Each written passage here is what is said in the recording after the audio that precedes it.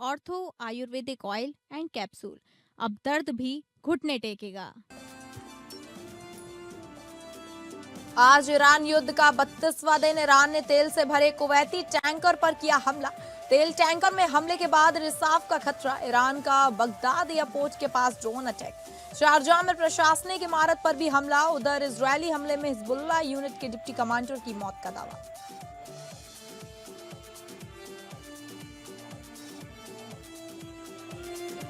Iran के साथ युद्ध को खत्म करना चाहते हैं अमेरिकी राष्ट्रपति डोनाल्ड ट्रंप। ट्रंप ने अपने सहयोगियों को बताया कि वो ईरान के खिलाफ चल रहे अमेरिकी ऑपरेशन को आने वाले हफ्तों में करना चाहते हैं खत्म। वहीं इजरायली प्रधानमंत्री बेंजामिन नेतन्याहू ने कहा, इस युद्ध के खत्म होने के लिए कोई समय सीमा तय नहीं कर रहे।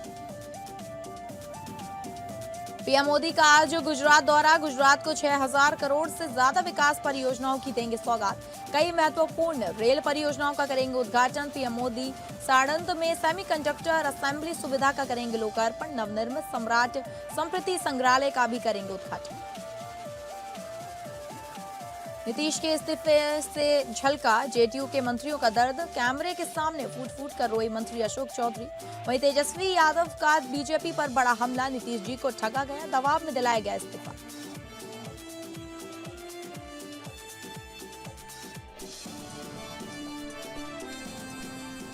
नमस्कार, आप सभी का स्वागत है। मैं हूं आपके साथ अंकिता सिंह। बुलेटिन की शुरुआत करेंगे बड़ी खबर का रुख करके। ईरान युद्ध का आज 32वां दिन। ईरान ने तेल से भरे कुवैत टैंकर पर किया हमला। लंगर डाले दुबई पोर्ट पर खड़ा था जहाज। तेल टैंकर में हमले के बाद रिसाव का खतरा। ईरान ने इजरायल पर जोरदार हमला किया। बगदाद एयरपोर्ट के पास ड्रोन अटैक। शारजाह में प्रशासनिक इमारत पर हमला। सऊदी में घरों पर गिरा ड्रोन का मलबा। इजरायली हमले में हिजबुल्लाह यूनिट के डिप्टी कमांडर की मौत। आपको बता दें, आज ईरान युद्ध का 32वां दिन है और ये जंग समय के साथ साथ और भी भीषण होती जा रही है। सोमवार को ईरान ने दुबई बंदरगाह के पास लंगर डाले एक पूरी तरह से भरे कच्चे तेल के टैंकर पर हमला किया, जिससे उसमें आग लग गई और उसके बाहरी हिस्से को नुकसान पहुंचा है। कुवैत की सरकारी न्यूज एजेंसी ने कुवैत पेट्रोलियम कॉर्प्स के हवाले से बताया कि कंपनी ने तेल फैलने की आशंका की भी चेतावनी दी। यह घटना खाड़ी और हॉर्मुज स्ट्रेट में कमर्शियल जहाजों पर हमलों की एक कड़ी में सबसे नई घटना है। इन हमलों में मिसाइलों, विस्फोटक, हवाई और समुद्री ड्रोनों का इस्तेमाल किया गया है। अधिकारियों ने बताया कि इस घटना में किसी के हताहत होने की खबर नहीं है और चालक दल के सभी 24 सदस्य सुरक्षित हैं। उधर ईरान ने सऊदी के अल खारज प्रांत में एक ड्रोन दागा, जिससे एयर डिफेंस सिस्टम में तबाह कर दिया। इस बारे में जानकारी देते हुए सऊदी नागरिक सुरक्षा विभाग का कहना है कि अल खारज प्रांत में एक ड्रोन के दुर्घटनाग्रस्त होने से गिरे मलबे के कारण 6 घरों को मामूली नुकसान हुआ है। विभाग का कहना है कि इस घटना में कोई घायल नहीं हुआ है। वहीं इराक में बगदाद एयरपोर्ट के पास स्थित एक अमेरिकी राजनयिक सुविधा को ड्रोन के जरिए निशाना बनाया गया है। फिलहाल इस हमले में हुए नुकसान या किसी के हताहत होने की आधिकारिक पुष्टि का इंतजार है। यूएई के शारजाह में एक प्रशासनिक इमारत पर हमला हुआ है। शारजाह प्रशासन के मुताबिक थुरैया टेलीकॉम के प्रशासनिक बिल्डिंग को ईरान की ओर से आए एक ड्रोन के जरिए निशाना बनाया गया है। इसी बीच ईरान ने इजरायल पर जोरदार हमला किया। इस हमले की इजरायली सुरक्षा बलों ने पुष्टि की है। उन्होंने बताया कि यरूशलेम में 10 जगहों पर धमाकों की आवाज सुनी गई है। इजरायल की सेना का कहना है कि उसका एयर डिफेंस सिस्टम ईरानी मिसाइलों का जवाब दे रहा है, जबकि यरूशलेम में सायरन बज रहे हैं। इस्लामिक रिवॉल्यूशनरी गार्ड कोर ने मंगलवार में को एक बयान में कहा कि ईरान की वायुसेना ने सेंट्रल ईरान के इफ्तहान शहर के ऊपर अमेरिकी निर्मित MQ-9 रीपर लंबी दूरी के ड्रोन को मार गिराया है। बयान में कहा गया कि कुछ मिनट पहले इस्फहान के ऊपर एक MQ-9 रीपर ड्रोन को रोका गया और नष्ट कर दिया गया। IRGC ने इस बात पर जोर दिया कि ड्रोन को एक उन्नत एयर डिफेंस सिस्टम द्वारा नष्ट किया गया, जो देश की एकीकृत वायु रक्षा प्रणाली का हिस्सा है। वहीं वॉल स्ट्रीट जर्नल यानी कि WSJ की रिपोर्ट के अनुसार अमेरिकी राष्ट्रपति ट्रंप ने अपने सहयोगियों को बताया कि वो ईरान के खिलाफ चल रहे अमेरिकी ऑपरेशन को खत्म करना चाहते हैं, भले ही स्ट्रेट ऑफ हॉर्मुज का रास्ता काफी हद तक बंद क्यों ना रहे। ट्रंप ने हाल के दिनों में अपने निकट सहयोगियों से कहा कि वो ईरान में लंबे समय तक चलने वाले युद्ध से बचना चाहते हैं और आने वाले हफ्तों में संघर्ष को खत्म करना चाहते हैं।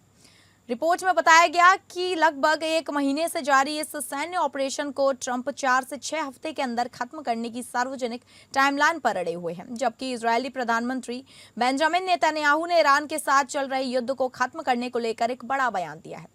उन्होंने कहा कि वो उस युद्ध के खत्म होने के लिए कोई समय सीमा तय नहीं कर रहे हैं। उधर इजरायली रक्षा बलों यानी कि IDF ने जानकारी दी है कि उन्होंने हिजबुल्लाह की यूनिट 1800 के डिप्टी कमांडर हमजा इब्राहिम राकिन और उसी यूनिट के ऑपरेशंस ऑफिसर को एक हमले में मार गिराया। रकीन हिजबुल्लाह और दूसरे फिलिस्तीनी संगठनों के बीच एक मुख्य कड़ी के रूप में काम करता था। उसकी ये यूनिट लेबनान, गाजा, सीरिया और वेस्ट बैंक में सक्रिय आतंकी संगठनों के बीच तालमेल बिठाने और सैन्य गतिविधियों को कंट्रोल करने के लिए जिम्मेदार मानी जाती है। वहीं इस खबर की ज्यादा जानकारी के साथ हमारे इनपुट हेड मनीष राज सिंह हमारे साथ फोनो लाइन पे जुड़ गए।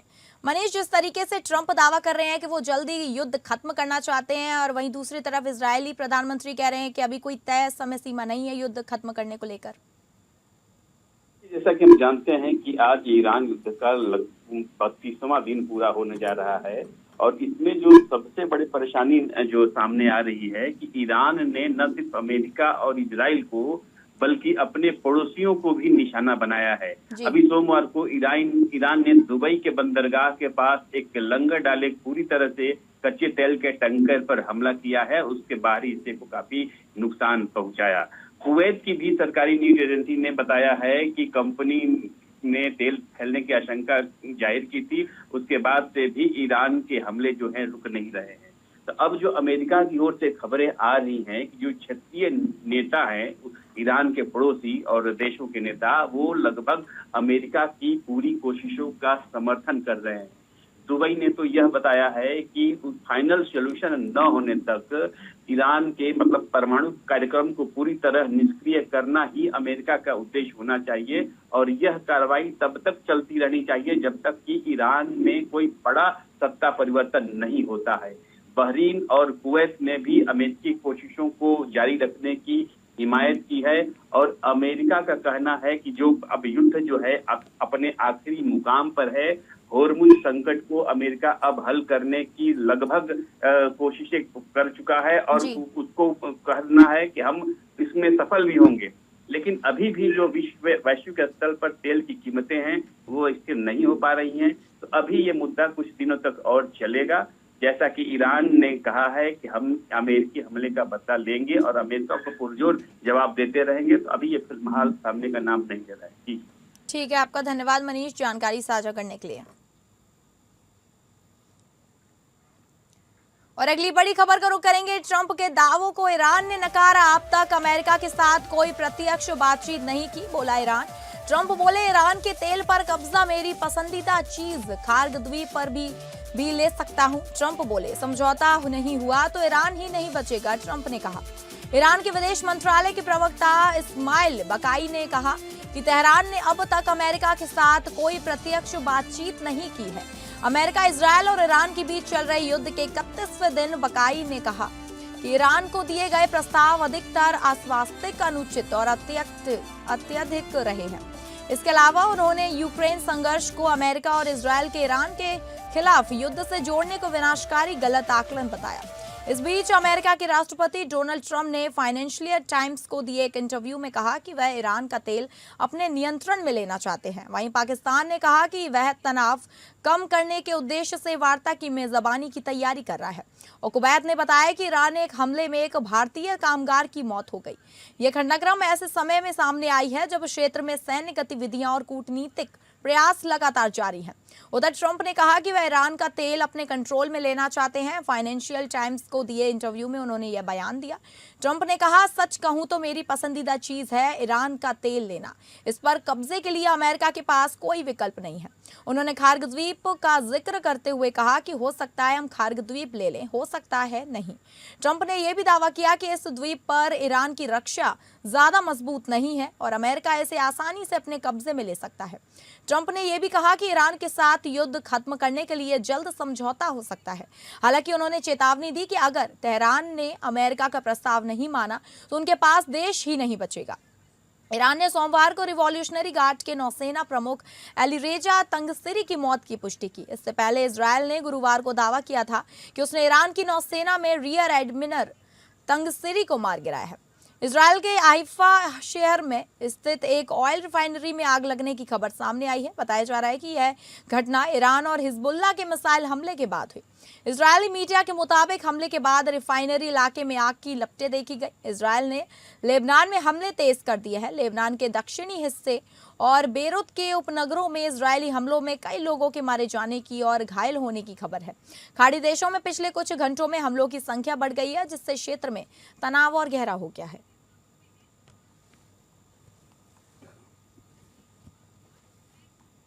Say that we're doing extremely well in that negotiation, but you never know with Iran because we negotiate with them and then we always have to blow them up, whether it's the B-2 bombers or just terminating, as an example, the Iran nuclear deal done by Barack Hussein Obama, probably the worst deal we've ever done as a country, one of the dumbest deals we've ever done. But they terminated it, unfortunately, otherwise right now they'd have a nuclear weapon. Then we did the attack with the B-2 bombers and we stopped them from having nuclear. And now we had to blow them up again. And we will probably, I think we'll make a deal with them, pretty sure. Whether it's possible, we won't. But we've had regime change, if you look already, because the one regime was decimated, destroyed, they're all dead. The next regime is mostly dead. And the third regime, we're dealing with different people than anybody's dealt with.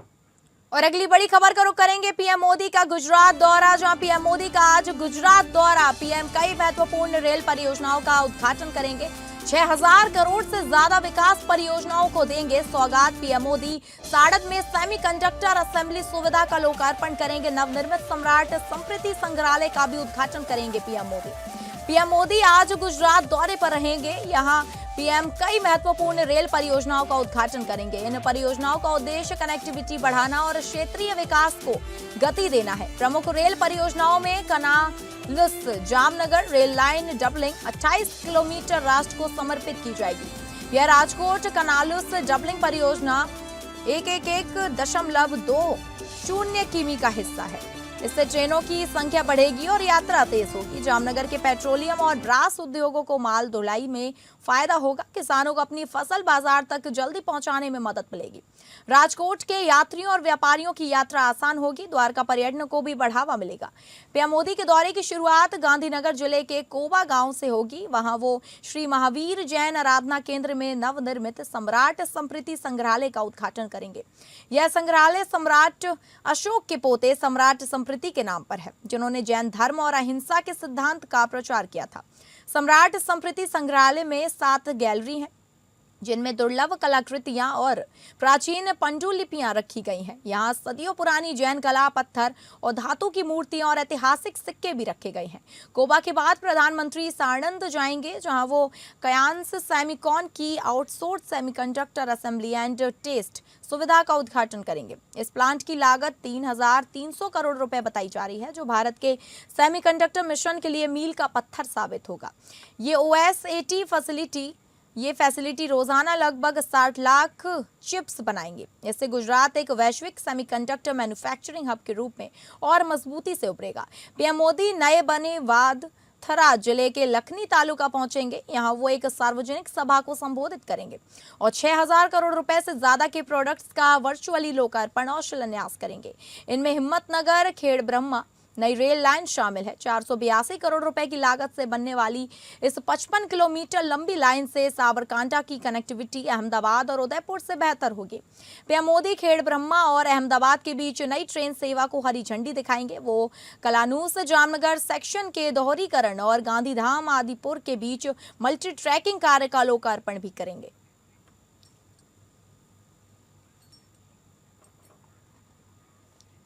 और अगली बड़ी खबर का रुख करेंगे, जो आ रही है बिहार पटना से, जहां नीतीश ने दिया इस्तीफा।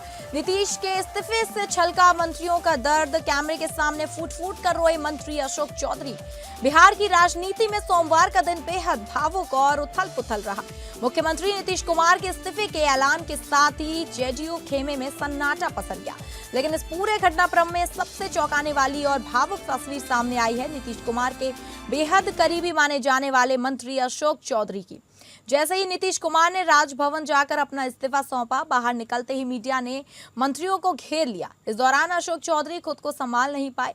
अपने नेता के प्रति निष्ठा और इस बड़े फैसले के दुख में वे कैमरे के सामने ही फकक कर रोने लगे। अगली बड़ी खबर को रुख करेंगे। आज तेजस्वी यादव का बीजेपी पर बड़ा हमला। नीतीश जी को ठगा गया है, बोले तेजस्वी। नीतीश से दबाव में दिलाया गया इस्तीफा, ये तेजस्वी यादव का बयान। बिहार की सियासत में आए हालिया बदलावों के बीच पूर्व उप मुख्यमंत्री तेजस्वी यादव ने कड़े तेवर दिखाए। मुख्यमंत्री नीतीश कुमार के इस्तीफे और सदन की सदस्यता से जुड़े घटनाक्रमों पर प्रतिक्रिया देते हुए तेजस्वी यादव ने भारतीय जनता पार्टी और जदयू के भीतर चल रही गतिविधियों पर जमकर निशाना साधा। तेजस्वी यादव ने कहा कि नीतीश कुमार का इस्तीफा स्वेच्छा से नहीं बल्कि भारी दबाव में दिलाया गया। उन्होंने भाजपा की रणनीति पर सवाल उठाते हुए कहा कि नीतीश जी को ठगा गया है। हम शुरू से कहते थे कि भाजपा जब भी सत्ता में आएगी उन्हें मुख्यमंत्री पद पर रहने नहीं देगी, और आज वही हुआ। तेजस्वी ने आरोप लगाया कि भाजपा ने न केवल नीतीश कुमार को बल्कि बिहार की जनता के जनादेश को भी ठगा है।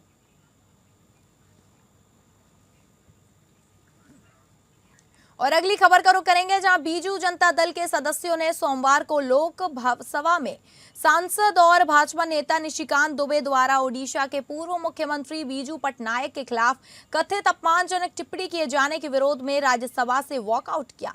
सदन की बैठक शुरू होने पर सभापति सीपी राधाकृष्णन ने आवश्यक दस्तावेज, सदन और आधिकारिक पत्र पटल पर रखवाए। इसके बाद बीजेपी नेता सस्मित पात्रा ने इस मुद्दे को उठाते हुए कड़ा विरोध दर्ज कराया। उन्होंने कहा कि सांसद निशिकांत दुबे द्वारा ये पटनायक के खिलाफ अपमानजनक, गलत और मनगढ़ंत बयान दिए गए हैं जो पूरी तरह अस्वीकार्य है।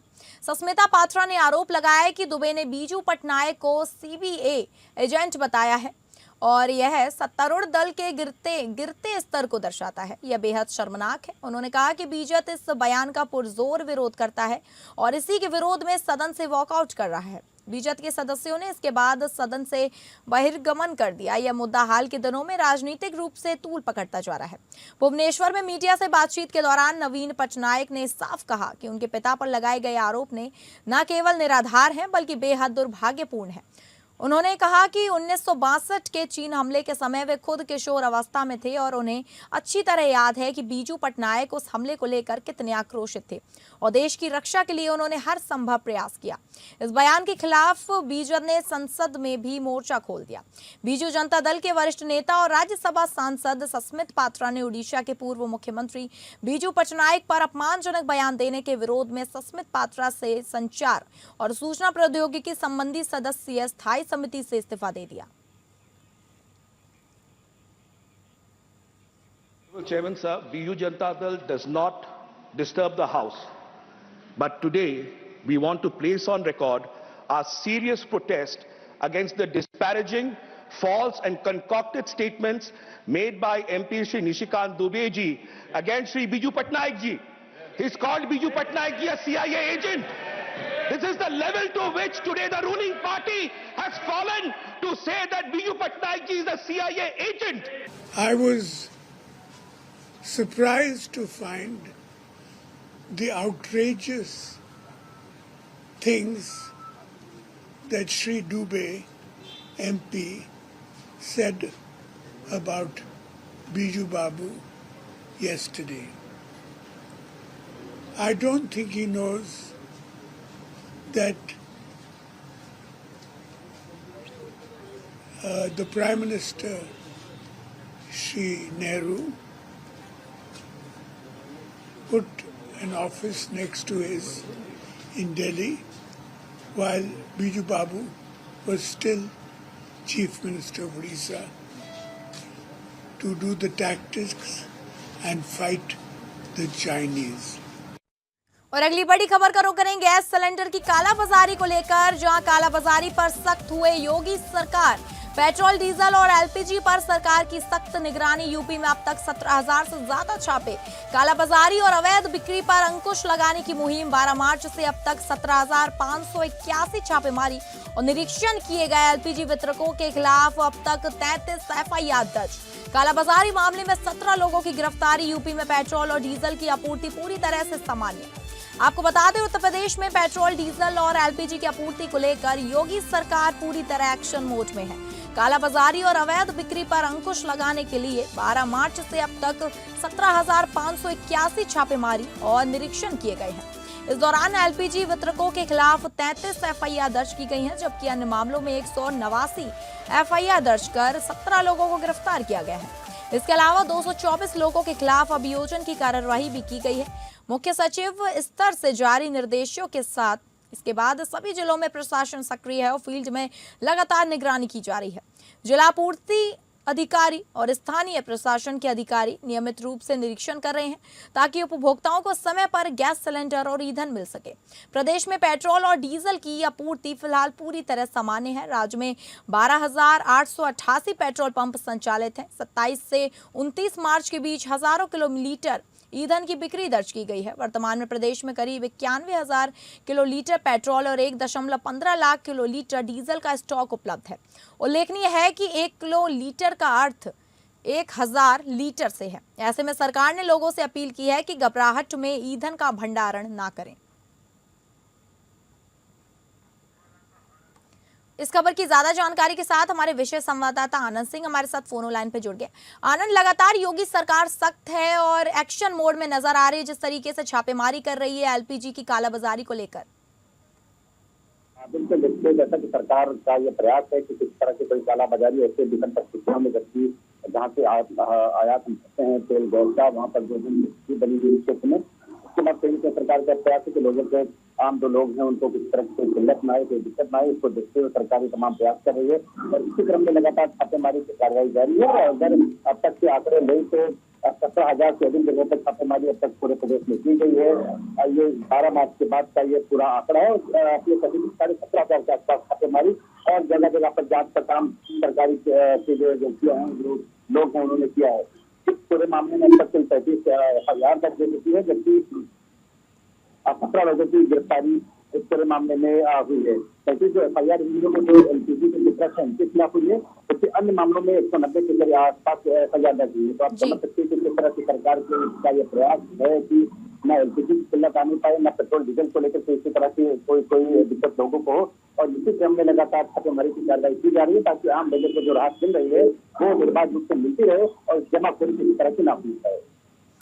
ठीक है आनंद, आपका धन्यवाद जानकारी देने के लिए। तो आपको बता दें, कालाबाजारी और अवैध बिक्री पर अंकुश लगाने के लिए 12 मार्च से अब तक 17,581 छापेमारी और निरीक्षण किए गए हैं। तो फिलहाल इस बुलेटिन में इतना ही। नमस्कार।